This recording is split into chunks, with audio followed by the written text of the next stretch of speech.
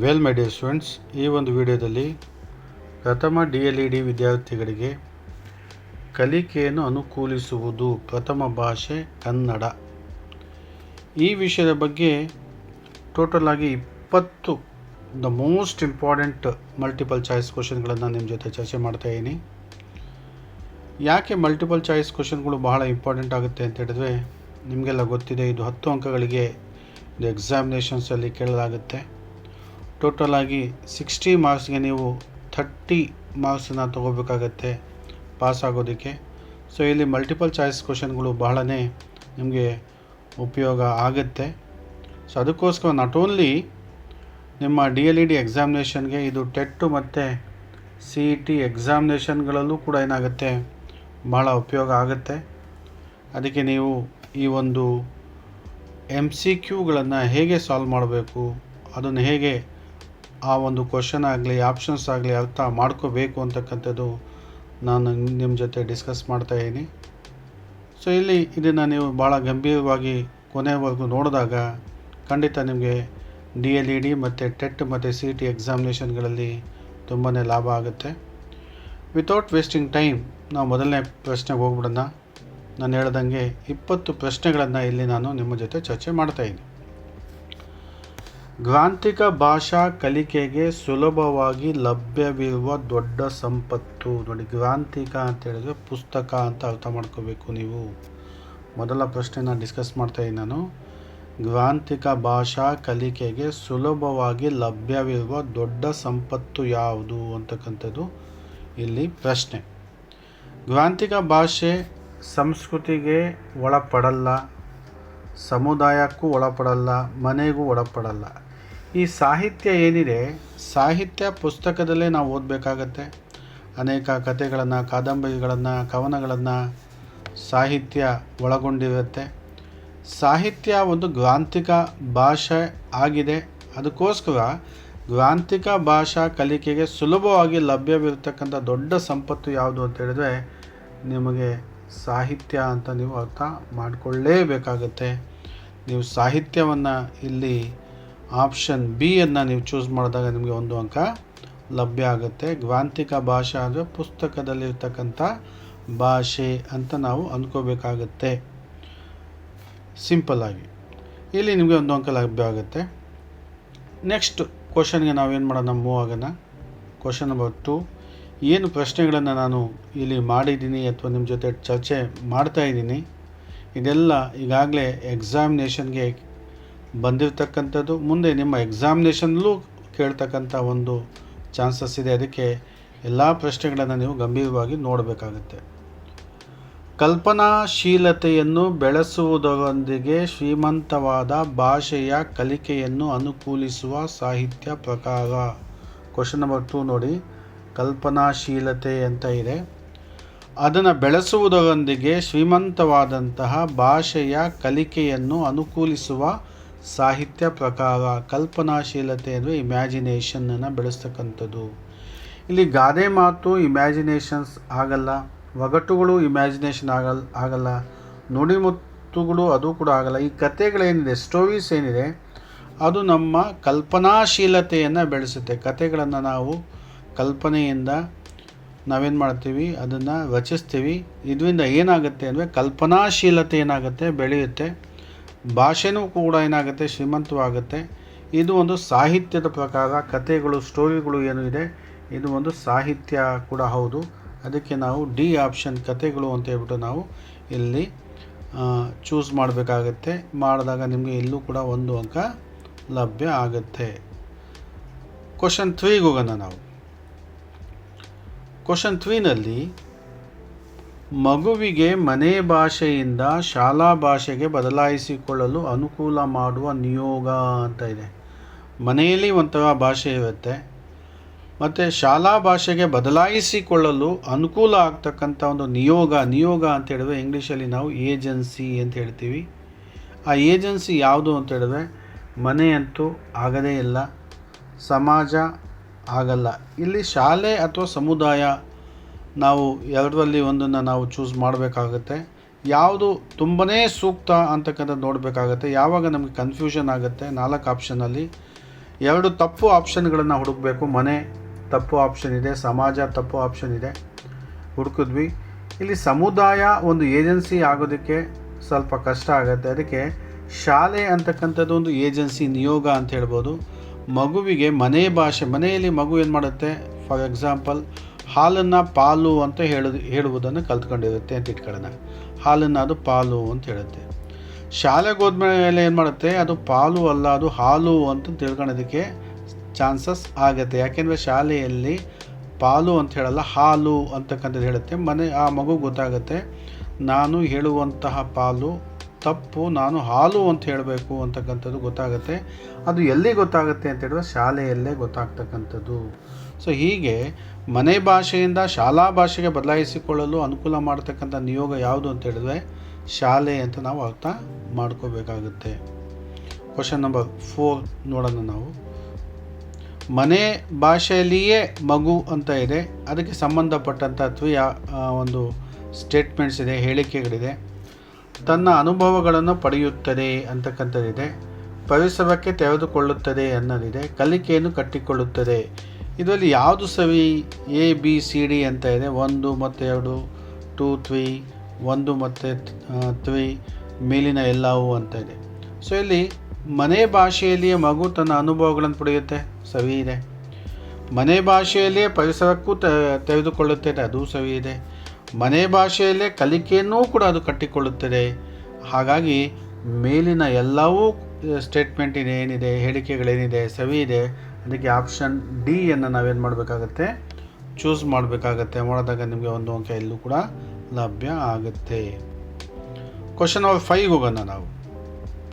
Question number 5ನಲ್ಲಿ ನಮ್ಮ ಮನಸ್ಸಿನಲ್ಲಿರುವ ಆಲೋಚನೆಗಳನ್ನು, ಚಿಂತನೆಗಳನ್ನು, ಅನುಭವಗಳನ್ನು ಹೊರಹಾಕುವ ಸಾಧನ. ನೋಡಿ, ಹೊರಹಾಕುವ ಸಾಧನ ಇದು ಇಂಪಾರ್ಟೆಂಟು.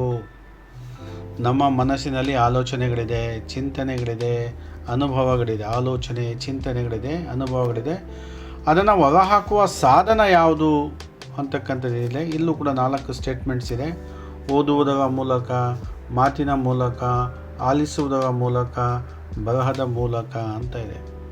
ನಾವು ಓದುವುದರ ಮೂಲಕ ಯಾವುದೇ ಆಲೋಚನೆಗಳನ್ನು, ಚಿಂತನೆಗಳನ್ನು, ಅನುಭವಗಳನ್ನು ಹೊರ ಹಾಕೋದಕ್ಕಾಗಲ್ಲ. ನಾವು ಒಳ ಹಾಕ್ಕೊಳ್ತೀವಿ. ಓದುವುದು ಅಂತ ಹೇಳಿದ್ರೆ ಗ್ರಾಸ್ಪಿಂಗ್ ಅಂತ ಹೇಳ್ಬಿಟ್ಟು ಪರ್ಸೀವ್ ಮಾಡ್ತೀವಿ. ಒಂದು ವಿಷಯವನ್ನು, ಒಂದು ಜ್ಞಾನವನ್ನು ಏನು ಮಾಡ್ತೀವಿ, ನಾವು ಒಳಗೆ ತೊಗೊಳ್ತೀವಿ. ಓದುವುದರ ಮೂಲಕ ಜ್ಞಾನ ಏನಾಗುತ್ತೆ, ಒಳಗೋಗುತ್ತೆ, ವಿಚಾರಗಳು ಒಳಗೋಗುತ್ತೆ, ಗ್ರಹಿಕೆ ಉಂಟಾಗುತ್ತೆ.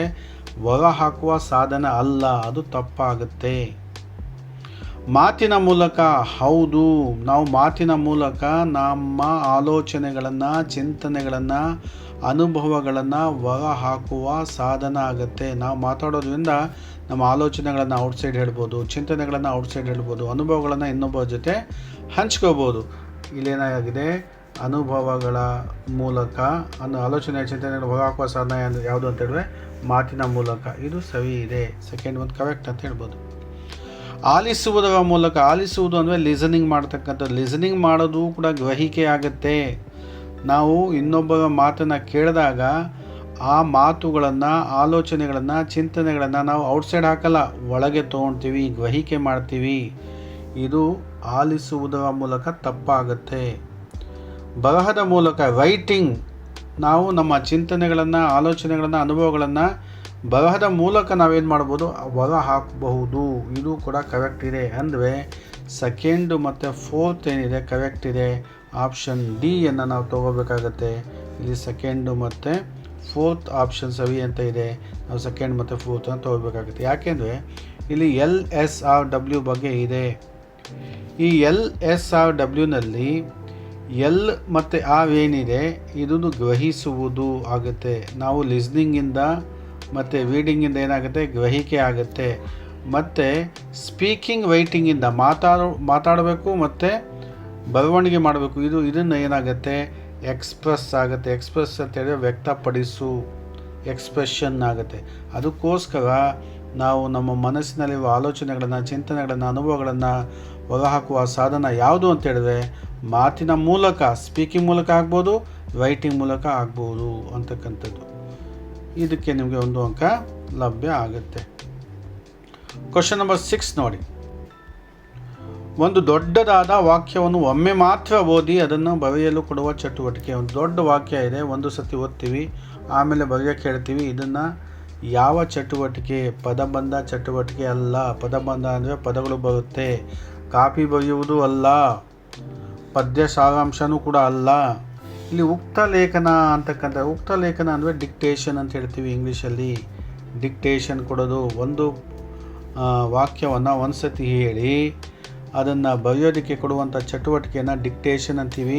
ಕನ್ನಡದಲ್ಲಿ ಉಕ್ತ ಲೇಖನ ಅಂತೀವಿ. ಇಲ್ಲಿ ಆನ್ಸರ್ ಏನಾಗುತ್ತೆ? ಉಕ್ತ ಲೇಖನ ಆಗುತ್ತೆ. ಇದಕ್ಕೆ ನಿಮಗೆ 1 ಅಂಕ ಲಭ್ಯ ಆಗುತ್ತೆ. Question number 7. ಒಳಗೊಳ್ಳುವ ತರಗತಿಯಲ್ಲಿ ಕಂಡುಬರುವ ಪರಿಸರ. ಒಳಗೊಳ್ಳುವ ಅಂದರೆ ಇನ್ಕ್ಲೂಸಿವ್ ಕ್ಲಾಸ್ ಅಂತ ಹೇಳ್ತೀವಿ. ಅದರಲ್ಲಿ ಕಂಡುಬರುವಂಥ ಪರಿಸರ ಏನು? ಏಕಭಾಷಾ ಸಾಮರ್ಥ್ಯವನ್ನು ಎಲ್ಲರೊಂದಿಗೆ ಏಕಭಾಷಾ ಇಲ್ಲ. ಆಮೇಲೆ ಇದು ತಪ್ಪು. ಡಿಗೆ ಹೋಗೋಣ. ಕಲಿಕಾಂಶಗಳನ್ನು ಕಡ್ಡಾಯವಾಗಿ ಕಲಿಯುವಂತೆ ಶಿಸ್ತು ಕ್ರಮ ಜರುಗಿಸ್ತಕ್ಕಂಥದ್ದು, ಕಡ್ಡಾಯವಾಗಿ ಕಲಿಯುವಂತೆ ಮಾಡೋದು ಇನ್ಕ್ಲೂಸಿವ್ನಲ್ಲಿ ಇಲ್ಲ. ಇಲ್ಲಿ 2 ಆಪ್ಷನ್ನ ನಾನೇನು ಮಾಡೋದು ತಪ್ಪು ಅಂತ ನಾನು ತೆಗೆದಾಕಿದೆ. ಸಿಗೆ ಹೋಗೋಣ. ಸಾಮಾನ್ಯ ಮಕ್ಕಳಿಗೂ ಹಾಗೂ ನ್ಯೂನತೆ ಇರುವ ಮಕ್ಕಳಿಗೂ ಪ್ರತ್ಯೇಕವಾಗಿ ಕಲಿಸೋದು. ಪ್ರತ್ಯೇಕತೆ ಇಲ್ಲವೇ ಇಲ್ಲ ಇಲ್ಲಿ. ಇನ್ಕ್ಲೂಸಿವ್ ಅಂತ ಹೇಳಿದ್ರೆ ಪ್ರತ್ಯೇಕವಾಗಿ ಕಲಿಸೋದಕ್ಕೆ ಸಾಧ್ಯನೇ ಇಲ್ಲ, ಎಲ್ಲವನ್ನು ಒಟ್ಟಾಗಿ ಕಲಿಸ್ತಕ್ಕಂಥದ್ದು. ಇಲ್ಲಿ ಆನ್ಸರ್ ಏನಾಗುತ್ತೆ? ಬಿ ಆಗುತ್ತೆ. ತನ್ನತನವನ್ನು ಕಾಪಾಡಿಕೊಂಡು ಎಲ್ಲರೊಡನೆ ಬೆರೆತು ಕಲಿಯುವುದು. ನೋಡಿ, ತನ್ನತನನೂ ಕಾಪಾಡ್ಕೋಬೇಕು, ಎಲ್ಲರೊಡನೆ ಬೆರೆತು ಕಲಿಬೇಕು. ಇದು ಏನಾಗುತ್ತೆ? ಒಳಗೊಳ್ಳುವ ತರಗತಿಯಲ್ಲಿ ಕಂಡು ಬರ್ತಕ್ಕಂಥ ಪರಿಸರ ಆಗುತ್ತೆ. ಬಿ ಆಪ್ಷನ್ ಕರೆಕ್ಟ್ ಆಗುತ್ತೆ. ನೀವು ಇದಕ್ಕೆ 1 ಅಂಕ ನಿಮಗೆ ಲಭ್ಯ ಆಗುತ್ತೆ. ಕ್ವಶನ್ ನಂಬರ್ 8 ಹೋಗೋಣ. ಮಿಂಚುಪಟ್ಟಿಗಳನ್ನು ಮಕ್ಕಳ ಎದುರು. ಮಿಂಚುಪಟ್ಟಿಗಳು ಫ್ಲ್ಯಾಶ್ ಕಾರ್ಡ್ಸ್ ಅಂತ ಹೇಳ್ತೀವಿ ಇಂಗ್ಲೀಷಲ್ಲಿ, ಮಿಂಚುಪಟ್ಟಿಗಳು ಅಂತ ಹೇಳ್ತೀವಿ. ಇಲ್ಲಿ ಕೆಲವು ನಿಮಿಷಗಳವರೆಗೆ ನಾವು ತೋರಿಸ್ಬೇಕಾ? ಇಡೀ ಪಾಠ ಮುಗಿಸೋವರೆಗೂ ತೋರಿಸ್ಬೇಕಾ? ಶಿಕ್ಷಕರು ನೋಡಿಕೊಳ್ಳುವವರೆಗೂ ತೋರಿಸ್ಬೇಕಾ? ಇಲ್ಲಿ ಏನು ಮಾಡೋಣ? 2 ತಪ್ಪು ಆಪ್ಷನನ್ನು ನಾವೇನು ಮಾಡೋಣ? ತೆಗೆಯೋಣ. ಇಡೀ ಪಾಠ ಮುಗಿಸೋವರೆಗೂ ಮಿಂಚುಪಟ್ಟಿಯನ್ನು ಯಾರು ತೋರಿಸಲ್ಲ. ಶಿಕ್ಷಕರು ನೋಡಿಕೊಳ್ಳುವವರೆಗೂ ಕೂಡ ಮಿಂಚುಪಟ್ಟಿಗಳನ್ನು ತೋರಿಸಲ್ಲ. ಇಲ್ಲಿ ಕೆಲವು ನಿಮಿಷ ಮತ್ತು ಕೆಲವು ಕ್ಷಣಗಳವರೆಗೆ ಅಂತ ಇದೆ. ಇಲ್ಲಿ ಎ ಮತ್ತು ಡಿನಲ್ಲಿ ಏನಾಗುತ್ತೆ? 50-50 ಚಾನ್ಸ್ ಆಗುತ್ತೆ. ನಾನೇನು ಮಾಡಿದೆ? 2 ತಪ್ಪು ಆಪ್ಷನನ್ನು ಏನು ಮಾಡಿದೆ? ನಾನು ತೆಗೆದಾಕಿದೆ. ಯಾವಾಗ ನಮಗೆ ಡೌಟ್ ಆಗುತ್ತೆ, ಪ್ರಶ್ನೆಗೆ 4 ಆಪ್ಷನ್ಸಲ್ಲಿ ಡೌಟ್ ಆದಾಗ, ಕರೆಕ್ಟ್ ಆನ್ಸರ್ ಗೊತ್ತಾಗಲೇ ಇದ್ದಾಗ 2 ತಪ್ಪು ಆಪ್ಷನ್ನ ನಾವೇನು ಮಾಡಬೇಕು? ತೆಗಿಬೇಕು. ನಾನು ತೆಗೆದೀನಿ ನೋಡಿ. ಈಗ ನನಗೆ 50-50 ಚಾನ್ಸ್ ಸಿಕ್ತು. ಕೆಲವು ಕ್ಷಣಗಳವರೆಗೆ, ಕೆಲವು ನಿಮಿಷಗಳವರೆಗೆ ಮಿಂಚುಪಟ್ಟಿಗಳನ್ನು ಯಾರು ತೋರಿಸಲ್ಲ. ಕೆಲವು ಕ್ಷಣಗಳವರೆಗೆ ಏನು ಮಾಡ್ತವೆ? ಮಿಂಚುಪಟ್ಟಿಗಳನ್ನು, ಫ್ಲ್ಯಾಶ್ ಕಾರ್ಡ್ಸನ್ನು ತೋರಿಸ್ತವೆ. ಕೆಲವು ಕ್ಷಣ, 1 ನಿಮಿಷದಲ್ಲಿ ಕೆಲವು ಕ್ಷಣ ಏನು ಮಾಡ್ತವೆ? ಮಿಂಚುಪಟ್ಟಿಗಳನ್ನು ತೋರಿಸ್ತವೆ. ಇಲ್ಲಿ ಎ ಆನ್ಸರ್ ಆಗುತ್ತೆ. ನಿಮಗೆ 1 ಅಂಕ ಲಭ್ಯ ಆಗುತ್ತೆ. ಹೀಗೆ ನೀವೇನು ಮಾಡಬೇಕಾಗುತ್ತೆ? ಆನ್ಸರನ್ನು ಫೈಂಡ್ ಔಟ್ ಮಾಡಬೇಕಾಗತ್ತೆ. ಈ ಕ್ವಶನ್ ನಂಬರ್ 9 ನೋಡಿ. ಶ್ರವಣ ದೋಷವಿರುವ ಮಕ್ಕಳಿಗೆ ಈ ಚಟುವಟಿಕೆಯ ಮೂಲಕ ಕಲಿಕೆಯನ್ನು ಅನುಕೂಲಿಸಿದರೆ ಸೂಕ್ತ. ಶ್ರವಣ ದೋಷ ಅಂತ ಹೇಳಿದ್ರೆ ಕೇಳುವಂತಹ ದೋಷ, ಆಲಿಸುವಂತಹ ದೋಷ, ಕೇಳಿಸೋದು ಕಡಿಮೆ. ಅಂತಹ ಮಕ್ಕಳಿಗೆ ಯಾವ ಚಟುವಟಿಕೆಯನ್ನು ಕಲಿಸಬೇಕು, ಯಾವುದು ಸೂಕ್ತ ಅಂತಕ್ಕಂಥದ್ದಿದೆ ಇಲ್ಲಿ. ತರಗತಿಯಲ್ಲಿ ಭೂತ ಕನ್ನಡಿ ವ್ಯವಸ್ಥೆ ಮಾಡುವುದು. ಭೂತ ಕನ್ನಡಿ ವ್ಯವಸ್ಥೆ ಮಾಡೋದು ತಪ್ಪು, ಅದು ಸಾಧ್ಯ ಇಲ್ಲದೇ ಇರತಕ್ಕಂಥ ಮಾತು. ಇಲ್ಲಿ 1 ತಪ್ಪು ಆಪ್ಷನ್ ತೆಗೆದೆ ನಾನು. ಮಕ್ಕಳು ಕೈಯಲ್ಲಿ ಮುಟ್ಟಿ ತಿಳಿದುಕೊಳ್ಳುವಂಥ ಸಂಪನ್ಮೂಲ ಒದಗಿಸುವುದು. ಎಲ್ಲದೂ ಕೈಯಲ್ಲಿ ಮುಟ್ಟಿ ತಿಳಿದುಕೊಳ್ಳುವಂಥ ಸಂಪನ್ಮೂಲ ಒದಗಿಸೋಕ್ಕಾಗಲ್ಲ. ಎಲ್ಲದೂ ಕೈಯಲ್ಲಿ ಮುಟ್ಟಿ ತಿಳಿದುಕೊಳ್ಳುವಂಥ ಸಂಪನ್ಮೂಲ ಒದಗಿಸೋಕ್ಕೆ ಸಾಧ್ಯ ಇಲ್ಲ. ಕೆಲವೊಂದು ಮಾಡ್ಬೋದು, ಎಲ್ಲದೂ ಮಾಡೋದಕ್ಕೆ ಸಾಧ್ಯ ಇಲ್ಲ. ಇಲ್ಲಿ ನಾನೇನು ಮಾಡಿದೆ? 2 ತಪ್ಪು ಆಪ್ಷನ್ಗಳನ್ನು ನಾನು ಹುಡುಕಿದೆ. ಆಮೇಲೆ ಬಿಯಲ್ಲಿ ಮತ್ತು ಸಿನಲ್ಲಿ ನನಗೆ ಏನಾಗ್ತಾ ಇದೆ? 1 ಇರ್ಬೋದು ಅಂತ ಅನ್ನಿಸ್ತಾ ಇದೆ. ಕಪ್ಪು ಹಲಗೆ ಬರವಣಿಗೆ ದೊಡ್ಡದಾಗಿರಬೇಕು. ಕಪ್ಪು ಹಲಗೆ ಬರವಣಿಗೆ ದೊಡ್ಡದಾಗಿದ್ದರೂ ಕೂಡ ಅನುಕೂಲಿಸುವುದಕ್ಕೆ ಸಾಧ್ಯ ಇಲ್ಲ. ಎಷ್ಟು ದೊಡ್ಡದಾಗಿ ಮಾಡ್ಬೋದು ನಾವು? ತುಂಬ ದೊಡ್ಡದಾಗಿ ಮಾಡೋಕ್ಕೂ ಸಾಧ್ಯ ಇಲ್ಲ. ಈ ಸಿ ಆಪ್ಷನ್ ಯಾಕೆ ಸರಿ ಅಂತ ಹೇಳಿದರೆ, ಮಕ್ಕಳನ್ನು ಕಲಿಕೆಗೆ ಅಗತ್ಯವಿರುವ ಶಬ್ದದ ಮೂಲದ ಬಳಿಯೇ ಕುಳಿಸುವುದು ಅಂತ ಹೇಳಿದ್ರೆ, ಅಂದರೆ ಮಕ್ಕಳನ್ನು ಕಲಿಕೆಗೆ ಅಗತ್ಯವಾಗಿರುವ ಶಬ್ದ ಅಂದರೆ ಆ ಮಕ್ಕಳಿಗೆ ಅಗತ್ಯವಾಗಿರ್ತಕ್ಕಂಥ ಶಬ್ದದ ಮೂಲದ ಬಳಿ ಕೂತುಕೊಳ್ಳಲು ಹೇಳಿದರೆ ಮಕ್ಕಳಿಗೆ ಕೇಳಿಸುತ್ತೆ. ಶ್ರವಣ ದೋಷ ಅಂದರೆ ಕಡಿಮೆ ಕೇಳಿಸುತ್ತೆ ಅಂತ ಹೇಳ್ಬಿಟ್ಟು, ಎಲ್ಲಿ ಶಬ್ದದ ಮೂಲ ಇದೆ ಅದರ ಬಳಿಯೇ ಕೂತ್ಕೋ ಅಂತ ಹೇಳ್ಬಿಟ್ಟು ಅಲ್ಲೇ ಕೂತ್ಕೊಂಡು ಕೇಳು ಅಂದಾಗ ಮಕ್ಕಳು ಏನು ಮಾಡ್ತವೆ, ಆ ಮಕ್ಕಳಿಗೆ ಸ್ವಲ್ಪ ಕೇಳಿಸುವಂತಹ ಸಾಧ್ಯತೆ ಇರುತ್ತೆ, ಅಲ್ಲಿ ಕಲಿಕೆಗೆ ಅನುಕೂಲ ಆಗುತ್ತೆ. ಇಲ್ಲಿ ಆಪ್ಷನ್ ಸಿ ಏನಿದೆ ಕರೆಕ್ಟ್ ಆನ್ಸರ್, ಇದನ್ನು ನೀವು ಹಾಕಿದ್ರೆ 1 ಅಂಕ ನಿಮಗೆ ಲಭ್ಯ ಆಗುತ್ತೆ. ಕ್ವಶನ್ ನಂಬರ್ 10ಗೆ ಹೋಗೋಣ ನಾವು. ಒಳಗೊಳ್ಳುವ ಭಾಷಾ ತರಗತಿಗಳಲ್ಲಿ ಮೌಲ್ಯಮಾಪನ ಮಾಡುವಾಗ ಗಮನಿಸಬೇಕಾದ ಮುಖ್ಯ ಅಂಶ. ಒಳಗೊಳ್ಳುವ ಇನ್ಕ್ಲೂಸಿವ್ ಲ್ಯಾಂಗ್ವೇಜ್ ಕ್ಲಾಸ್ ಅಂತ ಭಾಷಾ ತರಗತಿ ಅಂದರೆ ಅಲ್ಲಿ ಇವ್ಯಾಲ್ಯೂಯೇಷನ್ ಮಾಡಬೇಕಾದ್ರೆ ಯಾವ ಅಂಶವನ್ನು ನಾವು ಗಮನಿಸಬೇಕು, ಮುಖ್ಯ ಅಂಶ ಏನು ಅಂತಕ್ಕಂಥದ್ದು ನೋಡೋಣ. ಯಾವಾಗ ಮೌಲ್ಯಮಾಪನ ಮಾಡಬೇಕಾದ್ರೆ 2 ತಪ್ಪು ಆಪ್ಷನನ್ನು ನಾವೇನು ಮಾಡೋಣ, ಮೊದಲು ಹುಡುಕನ್ನ. ಎಲ್ಲವನ್ನು ಒಂದೇ ಮಾನದಂಡದಿಂದ ನೋಡುವುದು ತಪ್ಪು. ಎಲ್ಲವನ್ನು ಒಂದೇ ಮಾನದಂಡದಿಂದ ನೋಡೋದಕ್ಕೆ ಸಾಧ್ಯ ಇಲ್ಲ, ಚಾನ್ಸಸ್ ಇಲ್ಲ. ಭಿನ್ನ ಸಾಮರ್ಥ್ಯಗಳಿರುವ ಮಕ್ಕಳಿಗೆ ಮೌಲ್ಯಮಾಪನ ಮಾಡದೇ ಇರುವುದು ತಪ್ಪು. ಭಿನ್ನ ಸಾಮರ್ಥ್ಯಗಳಿರುವ ಮಕ್ಕಳಿಗೆ ಮೌಲ್ಯಮಾಪನ ಮಾಡದೇ ಇರತಕ್ಕಂಥದ್ದು ದೊಡ್ಡ ತಪ್ಪದು. ಇಲ್ಲಿ 2 ತಪ್ಪುಗಳನ್ನು ನಾನು ತೆಗೆದೆ. ಇಲ್ಲಿ ನನಗೆ ಎ ಮತ್ತು ಡಿನಲ್ಲಿ ಏನಾಗ್ತಾ ಇದೆ, ಡೌಟ್ ಆಗ್ತಾ ಇದೆ. ಇಲ್ಲಿ ಏನು ಮಾಡೋಣ, ಡಿ ನೋಡೋಣ. ಮೌಖಿಕ ಹಾಗೂ ಬರವಣಿಗೆ ರೂಪದಲ್ಲಿ ಮೌಲ್ಯಮಾಪನ ಮಾಡುವುದು. ಮೌಖಿಕ ಬರವಣಿಗೆ ರೂಪದಲ್ಲಿ ಮೌಲ್ಯಮಾಪನ ಮಾಡುವುದು ಅಷ್ಟು ಸೂಟ್ ಆಗಲ್ಲ. ಇನ್ಕ್ಲೂಸಿವ್ನಲ್ಲಿ ಏನು ಸೂಟ್ ಆಗುತ್ತೆ ಅಂದರೆ ಎಲ್ಲ ರೀತಿಯ ಕಲಿಕಾದಾರರಿಗೂ ಪ್ರಸ್ತುತವಾಗುವ ಕಲಿಕಾ ಸೂಚಕಗಳನ್ನು ಗುರುತಿಸುವುದು. ನೋಡಿ, ಎಲ್ಲ ರೀತಿಯ ಕಲಿಕಾದಾರರಿಗೂ ಅಂದರೆ ಒಂದು ಕ್ಲಾಸಲ್ಲಿ ಅನೇಕ ಥರದ ವಿದ್ಯಾರ್ಥಿಗಳಿರ್ತವೆ, ಕಲಿಕಾರ್ಥಿಗಳಿರ್ತವೆ. ಅಂತಹ ಕಲಿಕಾರ್ಥಿಗಳಿಗೆ ಪ್ರಸ್ತುತವಾಗುವಂತಹ ಹೆಲ್ಪ್ ಆಗುವಂತಹ ಕಲಿಕಾ ಸೂಚಕಗಳನ್ನು ಗುರುತಿಸುವುದು, ಆಮೇಲೆ ಮೌಲ್ಯಮಾಪನ ಮಾಡ್ತಕ್ಕಂಥದ್ದು. ಇದು ಏನಾಗುತ್ತೆ, ಆನ್ಸರ್ ಆಗುತ್ತೆ. ನಿಮಗೆ ಇಲ್ಲಿ 1 ಅಂಕ ಲಭ್ಯ ಆಗುತ್ತೆ. ಒಂದು ತರಗತಿ ಅಂತ ಹೇಳಿದ್ರೆ, ಒಂದು ಭಾಷಾ ತರಗತಿ ಅಂತ ಹೇಳಿದ್ರೆ ಅಲ್ಲಿ ಡಿಫ್ರೆಂಟ್ ಟೈಪ್ಸ್ ಆಫ್ ಲರ್ನರ್ಸ್ ಇರ್ತವೆ. ನಿಮ್ಗೆ ಗೊತ್ತಿದೆ, ಅನೇಕ ಕಲಿಕಾ ಶೈಲಿಯ ಮಕ್ಕಳಿರ್ತವೆ. ಆಡಿಟ್ರಿ ಲರ್ನರ್ಸ್ ಇರ್ತವೆ, ವಿಜುವಲ್ ಲರ್ನರ್ಸ್ ಇರ್ತವೆ, ಕೆನೆಸ್ಥೆಟಿಕ್ ಲರ್ನರ್ಸ್ ಅಂತವೆ. ಕೆಲವು ನೋಡಿ ಕಲಿತವೆ, ಕೆಲವು ಕೇಳಿ ಕಲಿತವೆ, ಕೆಲವು ಚಟುವಟಿಕೆ ಮಾಡಿ ಕಲಿತವೆ. ಹೀಗೆ ಡಿಫ್ರೆಂಟ್ ಆಗಿರ್ತಕ್ಕಂತಹ ಕಲಿಕಾರ್ಥಿಗಳು ಸ್ಟೂಡೆಂಟ್ಸ್ ಇರ್ತಾರೆ. ಅವರಿಗೆ ಪ್ರಸ್ತುತವಾಗುವಂತಹ ಕಲಿಕಾ ಸೂಚಕಗಳನ್ನು ಕೊಟ್ಬಿಟ್ಟು ಮೌಲ್ಯಮಾಪನ ಮಾಡ್ತಕ್ಕಂಥದ್ದು ಬಹಳ ಮುಖ್ಯವಾಗಿರ್ತಕ್ಕಂಥ ಅಂಶ ಅಂತ ಹೇಳ್ಬಿಟ್ಟು ಇಲ್ಲಿ ನಾವು ತಗೋಬೇಕಾಗುತ್ತೆ. ಇಲ್ಲಿ 1 ಅಂಕ ನಿಮಗೆ ಲಭ್ಯ ಆಗುತ್ತೆ. ಈ ಆಪ್ಷನ್ ಇಲ್ಲಿ ಸರಿ ಇದೆ. ಕ್ವಶನ್ ನಂಬರ್ 11 ಅಲ್ಲಿ ಹೋಗೋಣ. ಜ್ಞಾನಾತ್ಮಕ ಮತ್ತು ಭಾವನಾತ್ಮಕ ಬೆಳವಣಿಗೆಗೆ ಮತ್ತು ಅಥವಾ ಡ್ಯಾಶ್ ಅಭಿವ್ಯಕ್ತಿಗೆ ಅಸ್ಥಿರವಾಗಿದೆ. ನೋಡಿ, ಜ್ಞಾನಾತ್ಮಕ ಭಾವನಾತ್ಮಕ ಬೆಳವಣಿಗೆ ಏನೇ ಆಗಬೇಕು ಅಂತ ಹೇಳಿದ್ರೆ ಅದು ಬೆಳವಣಿಗೆ ಅದು ಅಭಿವ್ಯಕ್ತಿಗೆ ಯಾವುದು ಅಸ್ಥಿರ ಅಂದರೆ ಭಾಷೆನೇ ಇಂಪಾರ್ಟೆಂಟ್ ಆಗಿಬಿಡುತ್ತೆ. ಭಾಷೆಯೇ ಜ್ಞಾನಾತ್ಮಕ ಡೆವಲಪ್ಮೆಂಟ್ ಆಗಬೇಕು ಅಂದರೆ ಭಾಷೆ ಬೇಕಾಗುತ್ತೆ. ಭಾವನಾತ್ಮಕ ಬೆಳವಣಿಗೆ ಬೇಕು ಅಂದರೆ ಭಾಷೆ ಬೇಕಾಗುತ್ತೆ. ಇಲ್ಲಿ ಭಾಷೆನೇ ಏನಾಗುತ್ತೆ, ಬಹಳ ಮುಖ್ಯವಾಗುತ್ತೆ. ಲ್ಯಾಂಗ್ವೇಜ್ ಅಂತಕ್ಕಂಥದ್ದು ಬಹಳ ಮುಖ್ಯ ಆಗುತ್ತೆ. ವಿಷಯ ನಿಷ್ಕ್ರಿಯತೆ ಅಭಿವ್ಯಕ್ತಿಯೇ ಅಲ್ಲ, ಭಾಷೆಯೇ ಏನಾಗುತ್ತೆ ಇಲ್ಲಿ ಬಹಳ ಮುಖ್ಯ ಆಗುತ್ತೆ. ಇಲ್ಲಿ ನಿಮಗೆ 1 ಅಂಕ ಲಭ್ಯ ಆಗುತ್ತೆ. ಮಕ್ಕಳಿಗೆ ಭಾಷೆಯೇ ಜೀವಂತಿಕೆ ತಟ್ಟುವುದು. ಭಾಷೆಯ ಜೀವಂತಿಕೆ ಅಂದರೆ ಮಕ್ಕಳಿಗೆ ಭಾಷೆಯ ಜೀವಂತಿಕೆ ತಟ್ಟುವುದು ಯಾವಾಗ? 2 ತಪ್ಪು ಆಪ್ಷನನ್ನು ನಾವು ತೆಗೆಯೋಣ. ಲಿಖಿತ ಕೌಶಲ್ಯಗಳನ್ನು ಕರಗತ ಮಾಡಿಕೊಂಡ್ರೆ ಭಾಷೆ ಜೀವಂತಿಕೆ ಆಗ್ಬಿಡುತ್ತಾ? ಇಲ್ಲ.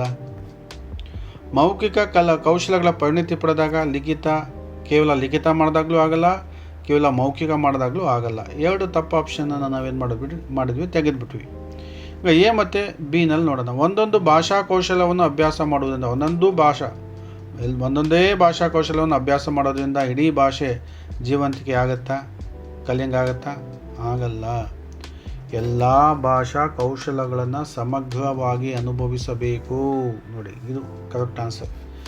LSRW ಅಂತಕ್ಕಂಥದ್ದು. ಲಿಸ್ನಿಂಗು ಬೇಕು, ಸ್ಪೀಕಿಂಗ್ ಬೇಕು, ರೀಡಿಂಗ್ ಬೇಕು, ರೈಟಿಂಗ್ ಬೇಕು. ಎಲ್ಲ ಇದ್ವೇ ಮಕ್ಕಳಿಗೆ ಭಾಷೆಯ ಜೀವಂತಿಕೆ ಏನಾಗುತ್ತೆ, ತಟ್ಟುತ್ತೆ. ಲಿಸ್ನಿಂಗಿಂದ ಸ್ಪೀಕಿಂಗ್ ಉಂಟಾಗುತ್ತೆ, ರೀಡಿಂಗಿಂದ ರೈಟಿಂಗ್ ಉಂಟಾಗುತ್ತೆ. ಮೊದಲು ಮಕ್ಕಳು ಕೇಳ್ತವೆ, ಆಮೇಲೆ ಮಾತಾಡ್ತವೆ, ಮೊದಲು ಓದ್ತವೆ, ಆಮೇಲೆ ಬರೀತವೆ. ಸೊ LSRW ಅಂತಕ್ಕಂಥದ್ದು ಬೇಕಾಗುತ್ತೆ. ಎಲ್ಲ ಭಾಷಾ ಕೌಶಲ್ಯಗಳು ಸಮಗ್ರವಾಗಿ ಅನುಭವಿಸಬೇಕಾಗುತ್ತೆ. LSRW ಒಟ್ಟಾಗಿ ನಾವು ನೀಡಬೇಕಾಗುತ್ತೆ. ಇಲ್ಲಿ ನಿಮಗೆ 1 ಅಂಕ ಲಭ್ಯ ಆಗುತ್ತೆ. ಕ್ವಶನ್ ನಂಬರ್ 13ನಲ್ಲಿ ನೋಡೋಣ. ಪ್ರಾದೇಶಿಕವಲ್ಲದ ಭಾಷೆಯನ್ನು ತಂತ್ರಜ್ಞಾನದಲ್ಲಿ ಬಳಸುವುದರಿಂದ ಆಗುವ ಅನಾನುಕೂಲವೆಂದರೆ. ನೋಡಿ, ಪ್ರಾದೇಶಿಕವಲ್ಲದ ಅಂದರೆ ನಮ್ಮ ಪ್ರಾದೇಶಿಕವಲ್ಲದ ಭಾಷೆ ಯಾವುದ್ರಲ್ಲಿ ಬಂದಿದೆ? ತಂತ್ರಜ್ಞಾನದಲ್ಲಿ ಬಂದಿದೆ. ಅದರಿಂದ ಆಗುವಂಥ ಅನಾನುಕೂಲ ಏನು? ಪ್ರಾದೇಶಿಕ ಎಲ್ಲೆಲ್ಲೇ ಇರ್ತಕ್ಕಂಥ ಇಂಗ್ಲೀಷಲ್ಲಿ ಬಂದುಬಿಟ್ಟಿದೆ, ಕನ್ನಡದಲ್ಲಿ ಬಂದಿಲ್ಲ. ತಂತ್ರಜ್ಞಾನ ಇಂಗ್ಲೀಷಲ್ಲಿ ಬಂದುಬಿಟ್ಟಿದೆ, ಕನ್ನಡದಲ್ಲಿ ಬಂದಿಲ್ಲ.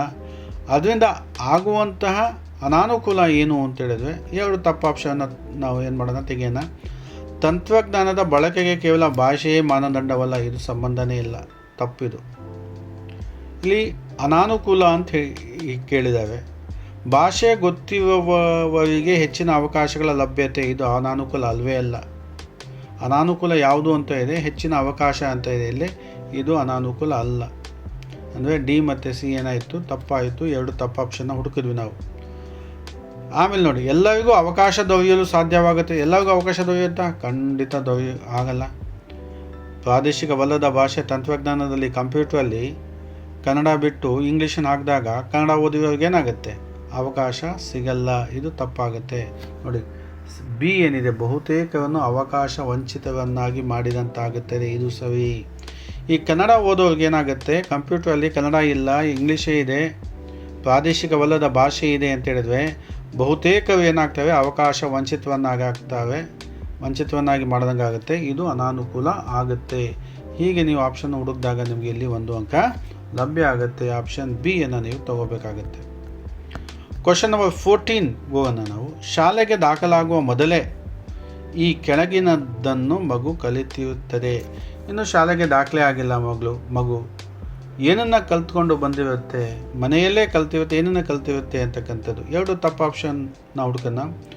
ಔಪಚಾರಿಕ ಭಾಷಾ ಕಲಿಕೆಯನ್ನು ತನ್ನದಾಗಿಸಿಕೊಂಡಿರುತ್ತೆ. ಔಪಚಾರಿಕ ಅಂದರೆ ಅಫಿಷಿಯಲ್, ಫಾರ್ಮಲ್ ಲ್ಯಾಂಗ್ವೇಜು ಮಕ್ಕಳಿಗೆ ಬರೋದಿಲ್ಲ. ಮನೆಯಲ್ಲಿ ಔಪಚಾರಿಕ ಭಾಷೆ ಕಲಿಯೋದಕ್ಕೆ ಸಾಧ್ಯನೇ ಇಲ್ಲ, ತಪ್ಪು ಆಪ್ಷನ್ ಅದು.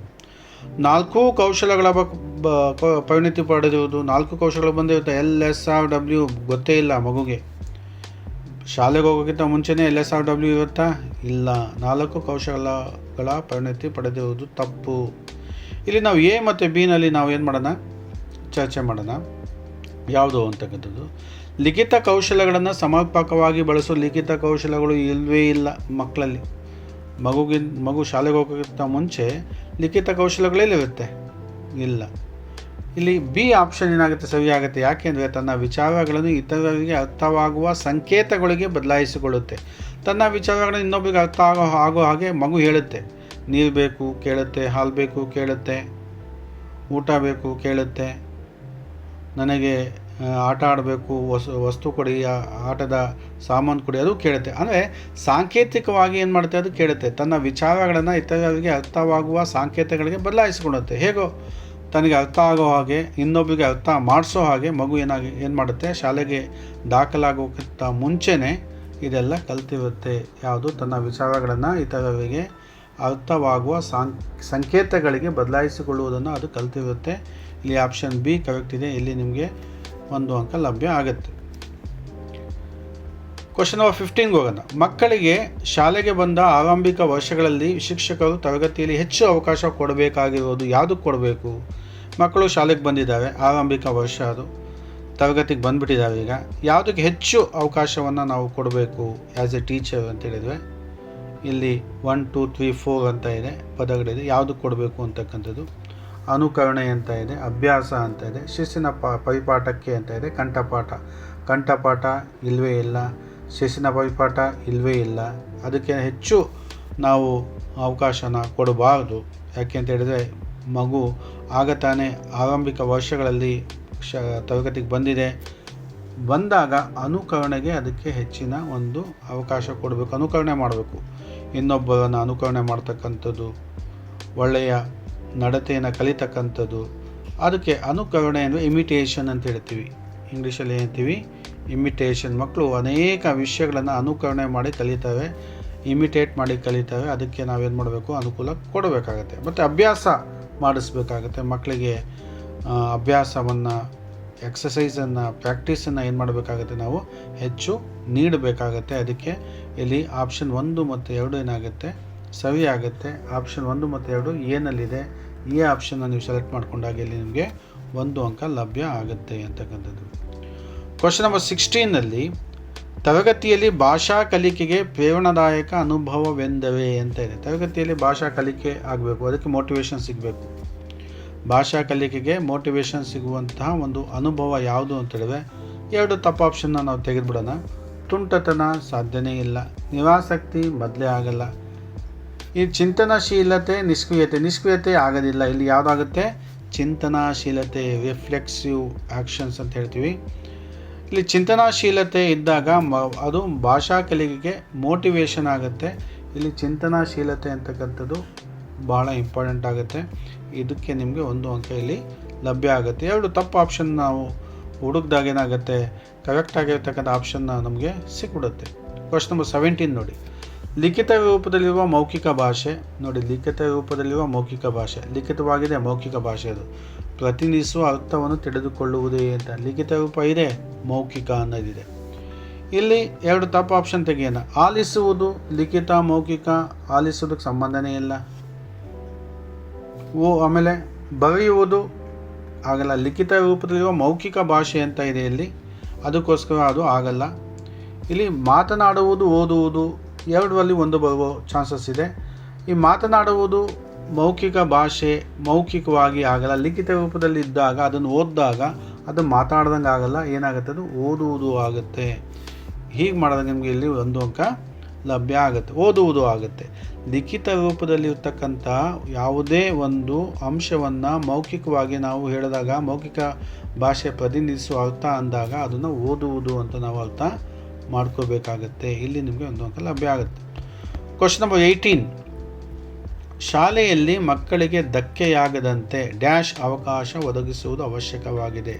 ಶಾಲೆಯಲ್ಲಿ ಮಕ್ಕಳಿಗೆ ಧಕ್ಕೆ ಆಗಬಾರ್ದು. ಏನು ಅವಕಾಶ ಒದಗಿಸಬೇಕು? ಏನೇನು ಕೊಡಬೇಕು? ಮೂಲ ಕೌಶಲಗಳ ಸಾಮರ್ಥ್ಯಕ್ಕೆ ಅವಕಾಶ ಕೊಡಬೇಕು. ಓಕೆ, ಕೊಡಲೇಬೇಕು. ಲಿಖಿತ ಅಭಿವ್ಯಕ್ತಿಗೆ ಮಹತ್ವ.